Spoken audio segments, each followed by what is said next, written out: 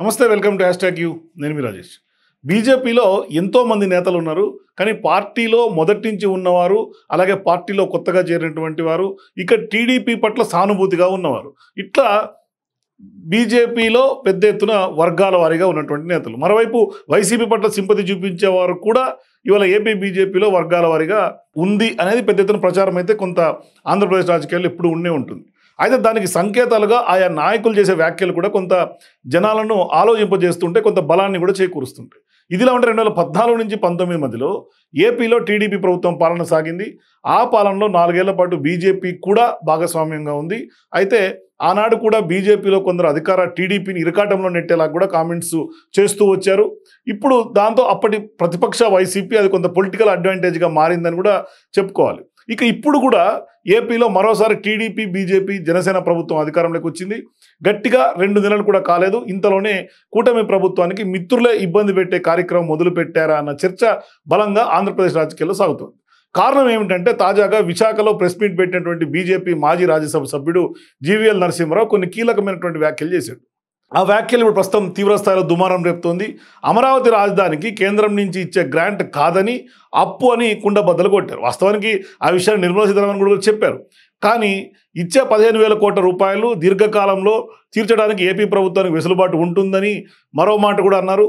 అయితే ఆయన ఇంకోటి కూడా చెప్పారు, ఈ అప్పు కేంద్రం తీర్చాలా లేక రాష్ట్రం తీర్చాలా అన్నది ఇంకా క్లారిటీ రాలేదని, అయితే ఏపీకి ఇచ్చేది మాత్రం అప్పు మాత్రమే అంటూ జీవీఎల్ కుండబద్దలు కొట్టారు.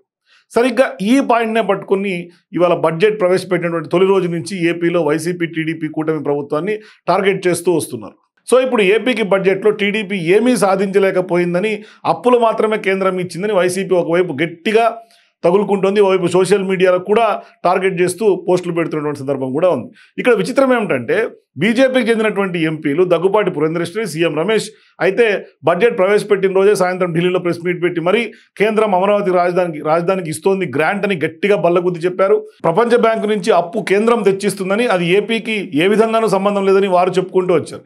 ఇలా ఒకవైపు సొంత పార్టీ ఎంపీలు ఇలా ఏపీకి ఇచ్చేది గ్రాంట్ అని సమర్థించుకుంటుంటే, ఇట్లాంటి సమయాల్లో జీవీఎల్ మాత్రం పూర్తిగా వేరే విధంగా చెప్పడంతో కూటమిలో కొంత కొత్త చర్చ రైజ్ అయింది. పైగా జీవీఎల్ ఇచ్చినటువంటి ఈ స్టేట్మెంట్తో వైసీపీకి కొత్త ఆయుధం దొరికినట్టుగా అయిందని కూడా కొందరు చెప్తున్నారు. సో ఇప్పుడు జీవీఎల్ చెప్పింది చూస్తుంటే కేంద్రంలో ఎన్డీఏ ప్రభుత్వానికి ఏపీలో కొంత వ్యతిరేకత వచ్చేలా కూడా ఉందనేది కూడా కొందరి వాదన.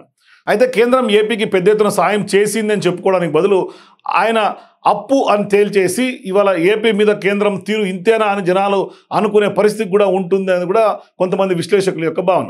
అయితే మరోవైపు చూస్తే ఏపీలో టీడీపీ కూటమి ప్రభుత్వాన్ని కార్నర్ చేయడానికి జీవీఎల్ ఈ రకంగా స్టేట్మెంట్ ఇచ్చారా అన్నది కొత్త చర్చ కూడా ఒకవైపు సాగుతోంది. అంటే గతంలో టీడీపీ అధికారంలో ఉన్నప్పుడు బీజేపీ నుంచి జీవీఎల్తో పాటుగా సోమవీర్రాజు వంటి నేతలు కూడా తమ మిత్రపక్ష ప్రభుత్వం మీదనే కొంత విమర్శలు చేస్తూ ఉండేవాళ్ళు. అది ఒక పొలిటికల్ గేమ్గా కూడా అంత పెద్ద ఎత్తున చూస్తూ వచ్చారు. ఇప్పుడు కూడా అలాంటి గేమ్ మళ్ళీ స్టార్ట్ అయ్యిందా అనే చర్చ కూడా ఇవాళ ఆంధ్రప్రదేశ్ రాజకీయాల్లో తీవ్ర దుమారాన్ని రేపుతోంది.